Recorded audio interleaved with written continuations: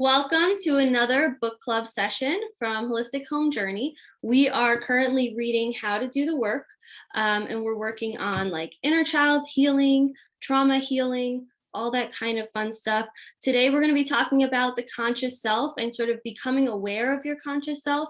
In our healing journey, it's really difficult to kind of heal if we're not present in the moment. And a lot of us with trauma responses will disassociate. We will kind of cope. And sometimes that leaves us on autopilot and we are intentionally, maybe not purposefully, but our bodies are intentionally keeping us unconscious in a way so that we don't have to face a lot of the big things that we really should be facing in order to heal.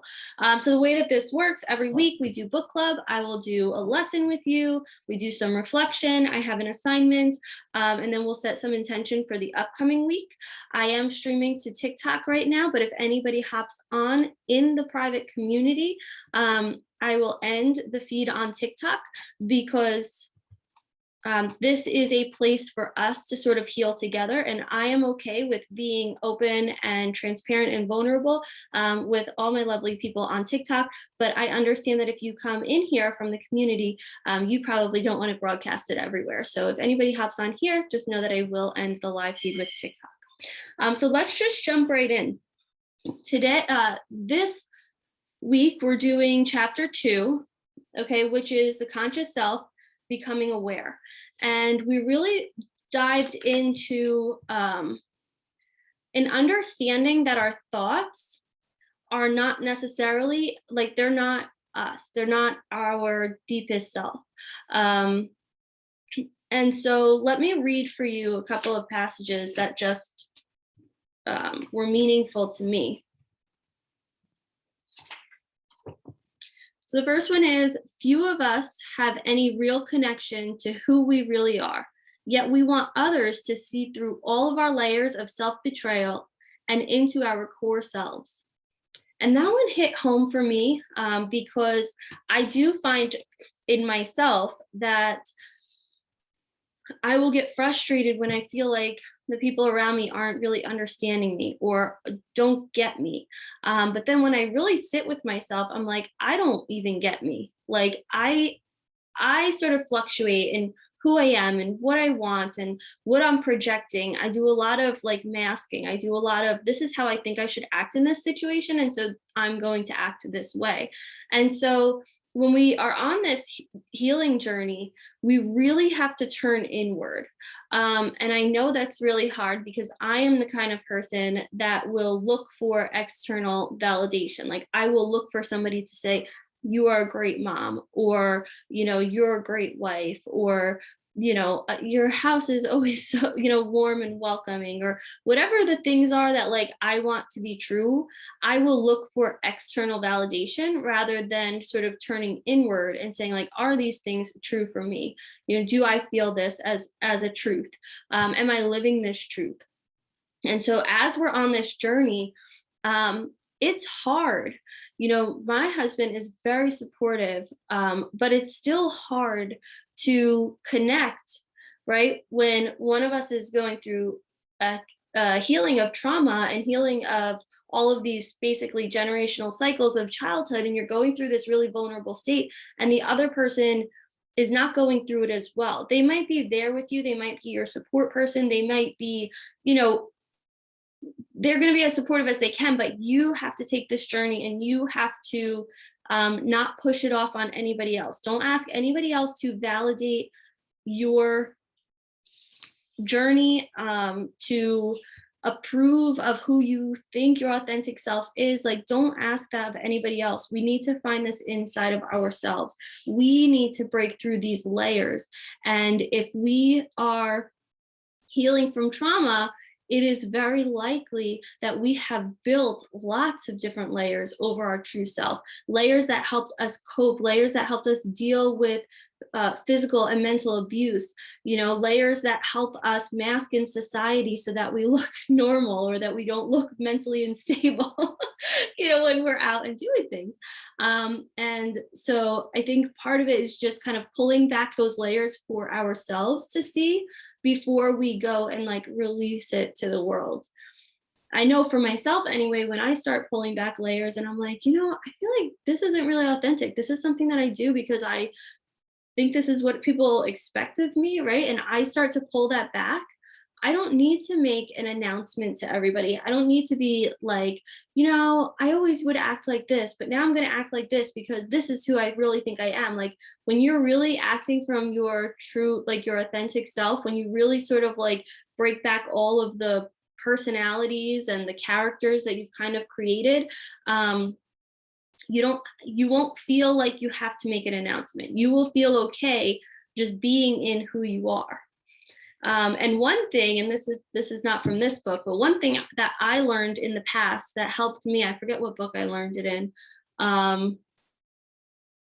but it's basically like you don't have to justify being a different person, like even minute by minute. It might be frustrating for people around you, but especially you're going through this journey of healing. If you say something or you make a decision or you are acting a certain way and literally like 2 minutes later you're like, you know what, that didn't feel authentic to me. I don't want to, I don't have that opinion anymore. I don't want to do these actions anymore, whether it's personal or even parenting, right? When we talk about like spanking or yelling at your kids and then like 2 seconds later you're like, oh my gosh, like who am I, what did I just do? It's okay, like just flip. You don't have to stay in that. If you're angry and yelling at your kids and yelling at your spouse and doing this and then all of a sudden you're like, whoa, this is not who I want to be, just step back and be like, okay, reset. I'm going to reset. And yeah, it might look crazy to the people around you, but that's how you're going to find your true self. It's not sticking with what feels inauthentic to make the people around you comfortable. It's really just like sticking to like what you truly feel needs to happen next. And we see that in parenting. And I know this is a personal growth journey, but it has so much to do with parenting, right? So we see this in parenting. Let's say we're enforcing a boundary. Okay. So we're like, you can't have the water. You can't have the water. And I always use my water bottle as my only example, right? You can't have the water. You can't have the water.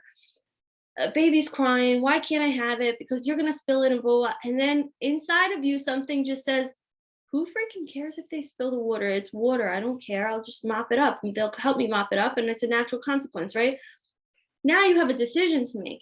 Do you stick with your initial boundary because that's what you already said? You need to stick to your guns because you've already said it, right? Or do you release and do you say, you know what?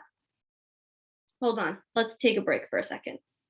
You know what? You can have the water. Do me a favor. Try not to spill it. If you spill it, you're going to have to help me pick it up. And then you can shift gears. And ego is going to tell you that that's giving in. Ego is going to tell you that that's allowing your child to just get their way because they threw a tantrum. But when you release that, like, oh, people around me are going to think that I just give in to my child, right? And you say, no, I'm following what it feels authentic to me. I'm following what came to my heart and said, you know what, I'm being unreasonable right now. And then you act out of that intuition and out of that like true place in yourself, regardless of what it might look like on the outside. That is where you start to find peace. That is where you start to find that authenticity with yourself. A big saying in our house, like, because I do it all the time, because I am still in a lot of those old patterns. And I will say to my daughter, like, oh, you know what? We could do this. Here's the boundary around it, but we can do this. I know I said no. And she'll be like, Mom, you changed your mind. And I'm like, yeah. She's like, I knew you were going to change your mind. But then sometimes when she's doing things, then she'll change her mind. And if somebody gives her a hard time about it, and they're just like, well, you just said that you want to do this, she'll be like, I'm allowed to change my mind. And I think that's really healthy. So in the book, Dr. LaPera is talking about one of the clients that she had, and she's talking about how she's very indecisive, and she was like dating this guy, and sometimes she was thinking like, oh, I love him. I want to spend the rest of my life with him, blah, blah, blah. And her relationship would reflect that. They would be doing things, they would be, happy together and all of this stuff. And then some days she would be thinking like, oh my God, I just want to freaking kill him. I can't be with him anymore, like whatever. And then their relationship would reflect that. They would be fighting, they would be, not connecting, all of these things. And it's interesting because it feels like indecisiveness, and it feels like kind of chaos. And usually when you have that chaos, you are sort of not operating within like your true authentic self. You are listening to like every single thought that comes in, right? Like, so if you act on every single thought that comes in, it's going to feel chaos. Because in my mind, and I could be explaining this completely wrong, but in my mind, it's sort of like, let's say you're looking at like a math problem or something, and you're like, okay, well, what are all of the different ways that I can solve this, right? And so all these possible like variations and solutions kind of might come to you. Okay, I can approach it this way, I can approach it this way. That's sort of how I, through this lesson of like becoming more aware of your consciousness, is what I consider like thoughts. Like, you're like, here's the situation in front of me, and here's like all the different variations of like how it could work out, and what my next step could be, and my assumptions because of what I've been through in the past, and you have like all of these inputs. And if you act on all of the inputs, the same way if you tried to solve a math problem by using pieces of every single solution process, it causes chaos, right? So instead, we sort of just need to like look at all of the inputs. So look at all of the thoughts that are coming in and sort of step back from that. Like imagine yourself literally with like 20 different thoughts in front of you, okay? And you stepping back from that and saying like, I am not my thoughts. Like my thoughts are separate from me. I am thinking my thoughts. My thoughts are here to help me make a decision, but I am not my thoughts. So just literally imagine yourself, like I'm literally picturing like these little blobs of thought, right, in front of me, and I'm stepping back from it. And from there, I can use those thoughts as a tool to move forward in a way that feels authentic. I can say, okay, I see this. I see all the warnings from my ego. I see all of my, thoughts from my intuition. I see all of my thoughts from past experiences and all of that kind of stuff. I see you, I acknowledge you. And then I'm going to move forward with sort of like this combined or variation of all these thoughts in a way that feels most authentic. And so that's sort of how I visualize that lesson. I'm a very visual person. So I visualize it as like, here are all your thoughts that are coming in.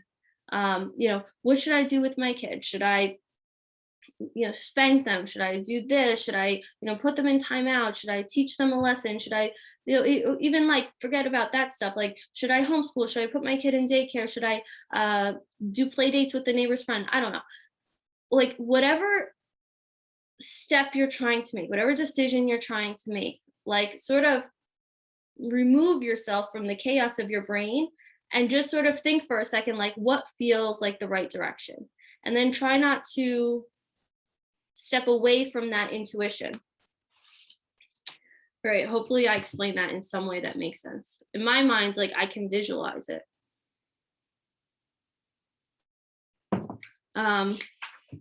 Okay, I think there was one more. Okay, this one I loved because I feel like I've been able to make, and we're only on chapter 2. I feel like I've been able to make a lot of big shifts since I started on this journey. Honestly, even since like before I physically started reading the book, like just like ordering the book and getting my notebooks together and everything, I started making like a lot of shifts. And so let me just read this. It says, you can't eat better, stop drinking, love your partner, or improve yourself in any way until you become transparent to yourself. And I think that for me, making the decision to say, okay, after all these years, I am going to, I'm just going to get real with myself.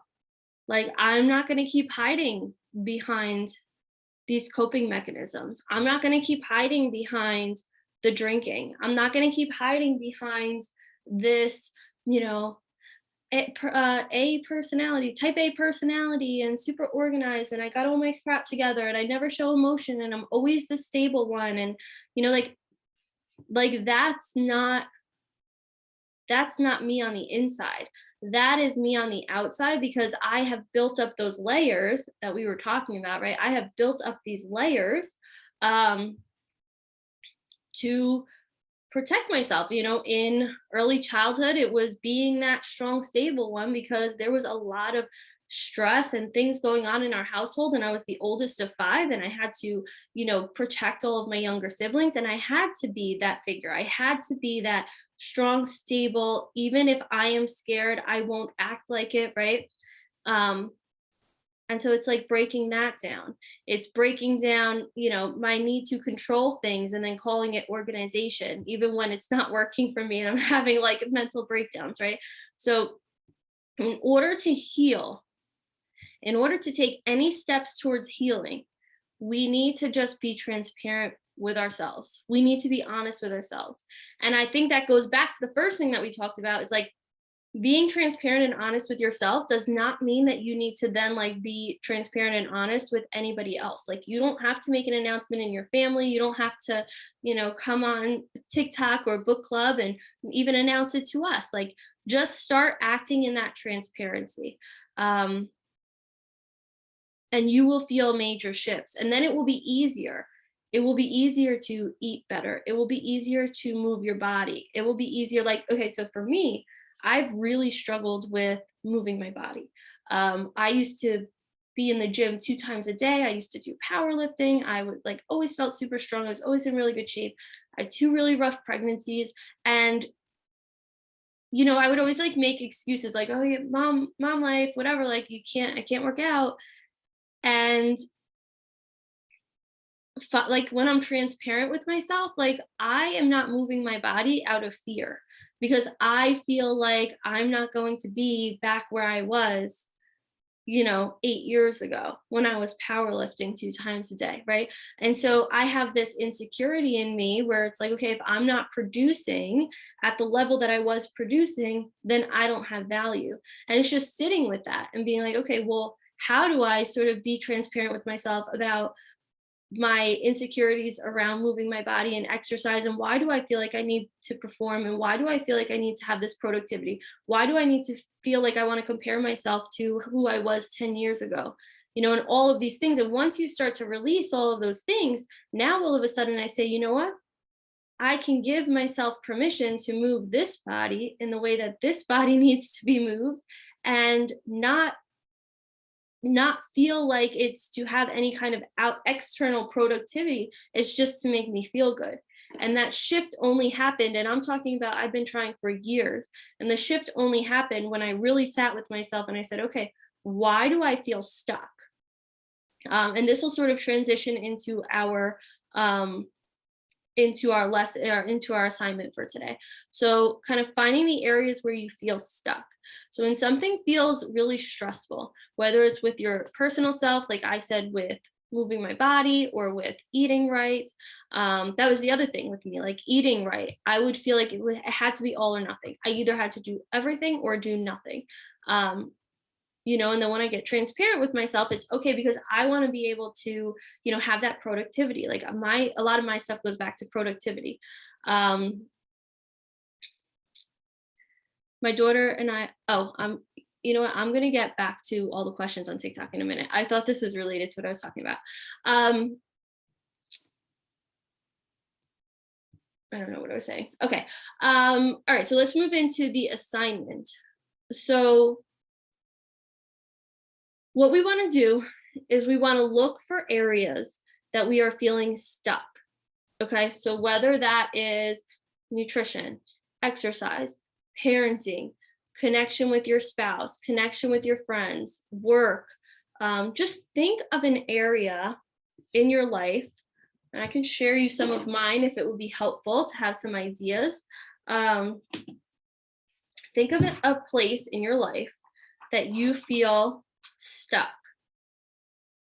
So for me, some of my areas of stuck are kind of like always being sort of a little like tense, like unable to like loosen up. Like I won't go on TikTok and do dances. I won't like, I'll have a dance party with my kids, but if my husband comes in the room, I'll like stop. Or like if like another grown up comes in the room, I will like stop. Like not prioritizing self-care, like like stuff like that. Um, so find some places that you feel stuck. Write it down, okay? And then what we're gonna do is we're gonna think about what in those instances feels like you're on autopilot.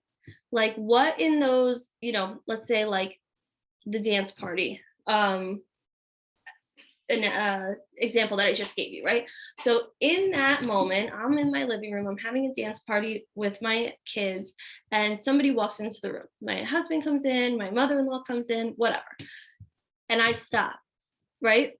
Is that stopping a conscious decision or am I on autopilot, right? So we're going to think about what am I doing in these stuck scenarios that feels like I'm on autopilot. It feels like I'm just doing it out of habit. I'm doing it because I do it. I'm not doing it necessarily because I want to do it or because it feels authentic to me to do it. And then we want to start making a conscious change to those things. So next time I'm having a dance party in my living room and my husband walks in, maybe I keep dancing because that would be the conscious, right? That would be me making that decision to say, this feels authentic to me. I'm not doing it out of autopilot because I just always kind of hide that, piece of me when another grown up comes in the room.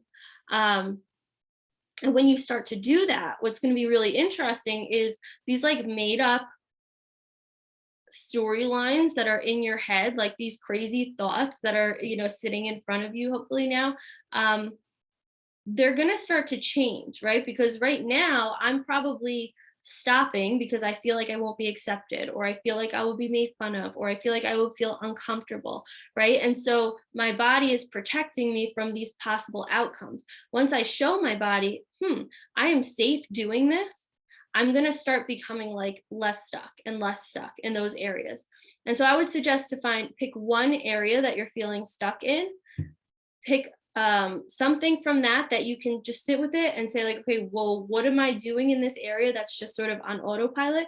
And if you're in book club in the community, put it in the comments or put it on the main feed of the book club and let's talk through. Like if you're like, okay, well, I'm stuck with this, but I don't know what I could be doing, that's just on autopilot, let us help you.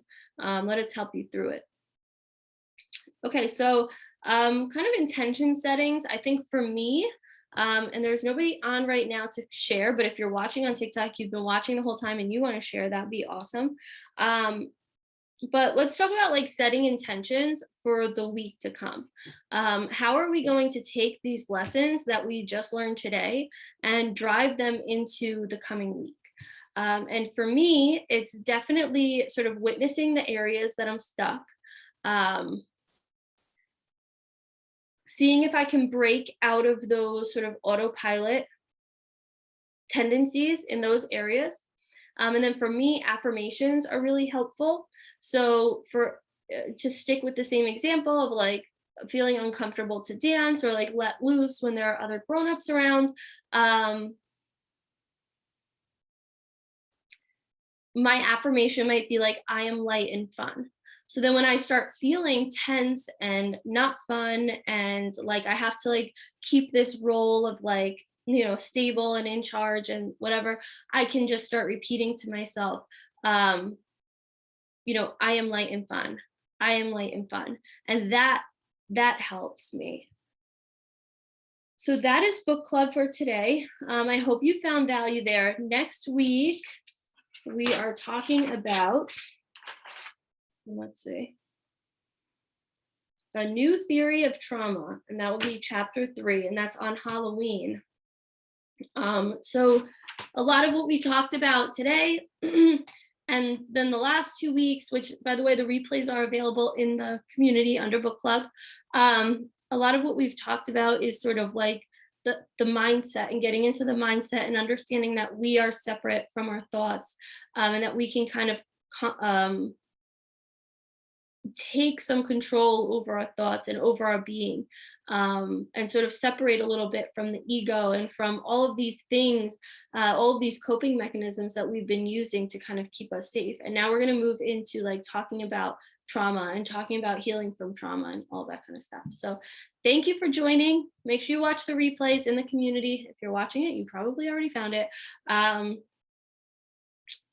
I will talk to you later. I'm coming to you in TikTok in 1 second.